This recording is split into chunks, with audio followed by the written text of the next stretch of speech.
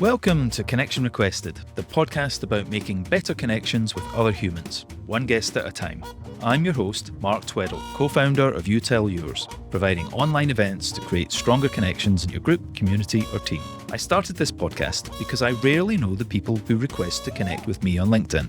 Whether it's Facebook friends, LinkedIn connections, or followers as they're called everywhere else, Instagram, TikTok, or Twitter, social media doesn't easily provide the kind of meaningful connections that I seek in my life. This week, we're going to continue my run of people I didn't meet through LinkedIn. I met this week's storyteller when we were running storytelling classes way back in 2016. Let's get started. 2 minutes to tell the story of your name with no preparation. No one else can tell that story better than you. You are the subject matter expert after all. So my name is Stephanie. What I do know about when my parents named me was that my mom wanted us, both my sister and I, to have names that people wouldn't naturally shorten. So she didn't want to name us Catherine or Jennifer or something that people shortened. The name she gave us, she wanted people to use. And before I was born, the plan was to name me Laura. But shortly before I was born, my mom's best friend had a daughter who she named Lauren. And my mother and her friend Susie jointly decided that having two kids grow up together that have virtually the same names was not a good idea. So my mom moved on to other names. I guess my dad didn't really participate in the naming because I'd never heard anything about his opinion except for that my maiden name was Wood. And I don't know if it was in jest or true, but my dad wanted to name me Holly.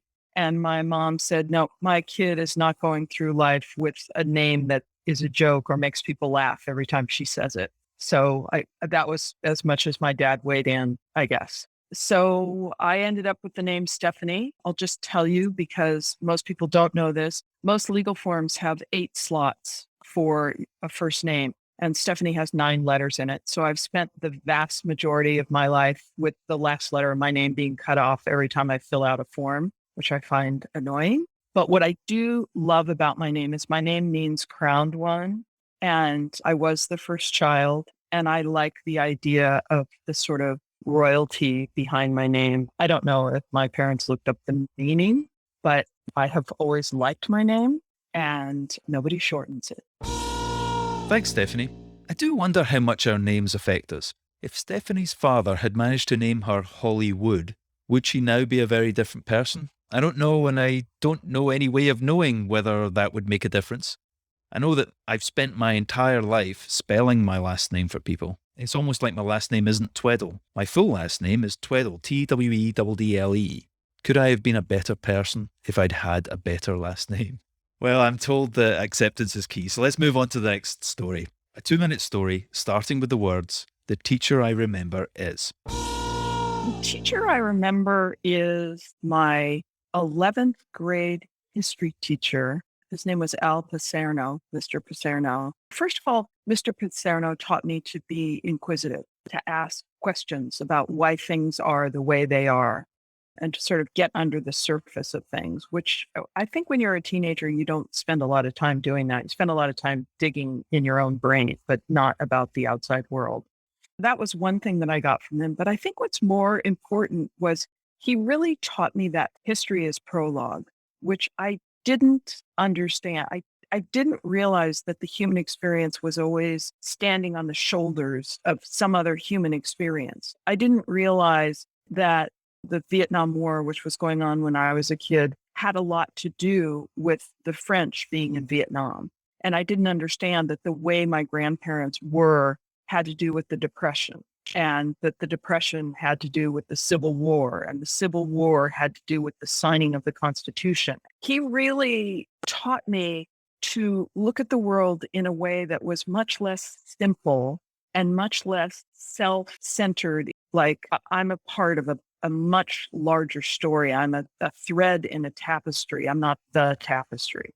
And the other thing that he really taught me about is that the same things happen over and over in history. And I'll just finish this thought. So, for example, the thing that I learned from him is whenever the rich people accumulate all the money together and keep it away from the poor people, eventually the poor people are always the majority. And eventually the poor people get tired of that and they take the money back. That's just a thing that happens to human beings over and over and over. And when you understand history, you actually understand humanity.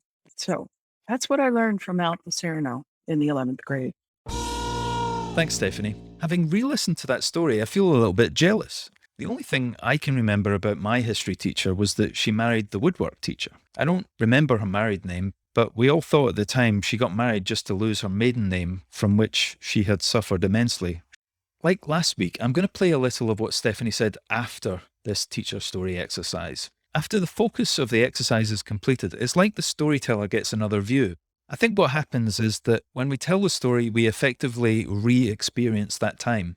And then afterwards, another perspective can emerge. And it's often an overview of the whole experience.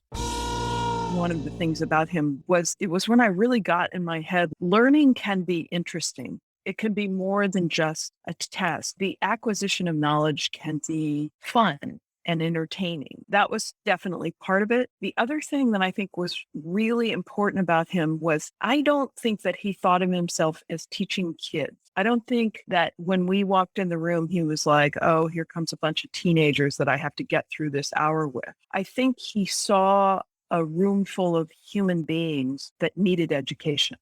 And you need to understand the precipitating events of the First World War because you're a human being and it's relevant to your life. And I think, particularly in your teen years, adults are either annoyed with you or talking down to you.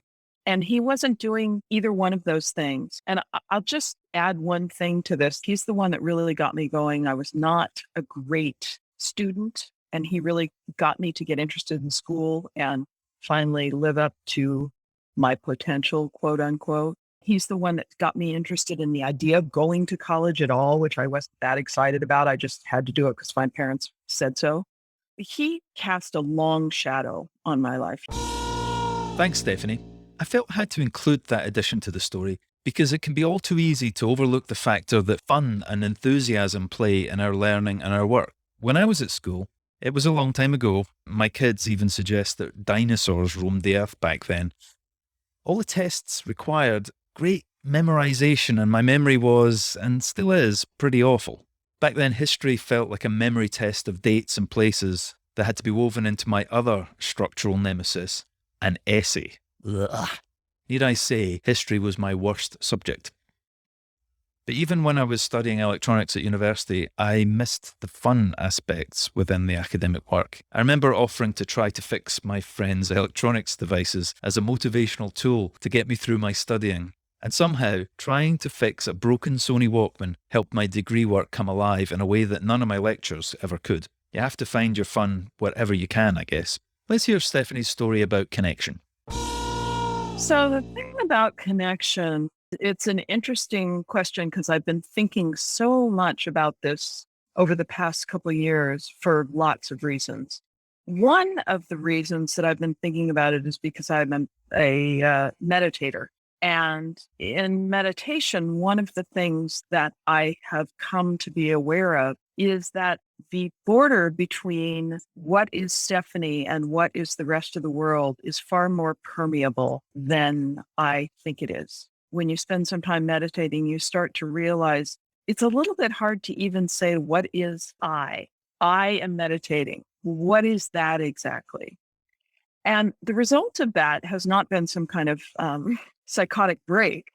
It's been the realization of my part in the world, that I am essentially interdependent with everything else that's happening. If I sit down to dinner, Stephanie, am sitting down to dinner. And also, my plate was made by a potter in Northern California, and he got the clay from somewhere in the earth where some thousands of years ago, I don't know how clay's made, but plants broke down or rocks were ground up, or there was a volcanic eruption. And there's no point where I can back up and say, I didn't create me, and I'm not in some way disconnected from all the rest of what's happening. I think it's a peculiarity of humanity that we have this, I think of it as like a faulty coding in our system, where we spend all this time trying to develop this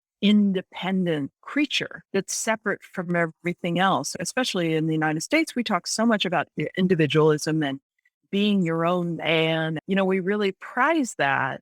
And what I've come to realize is we can prize that all we want, but it's not true. What's true is we're interdependent. The tree outside my house is not independent from me, and I'm not independent from it. And that sense of interconnection and interdependence, I find really comforting. I would rather be a part of this lovely whole than the project that Stephanie's been working on for a lifetime of developing the perfect single independent self. Thanks, Stephanie. I said last week that I keep thinking that the connection stories will start to repeat or sound similar, and yet they've always been different. And Stephanie has not let us down. Stephanie's story of connection reminded me of something that I often say. It's sort of the opposite of Stephanie's more positive message, kind of negative in a way. I say, no single human being has ever done anything of any significant value without the help from others. The great writers and fine art painters did not make their pens or paper. The great musicians did not make their instruments or recording equipment. The great athletes did not race alone. Humans are only great because they connect with each other. And Stephanie added in her story that we also connect with our entire planet. So now you know that Stephanie is awesome. You can connect with her on LinkedIn via the link in the show notes. And you can connect with me on LinkedIn, or you can send me an email to mark@connectionrequested.com. If you like this podcast, please share it and review it on your favourite podcast player. But most of all, keep on having fun making the very best of connections.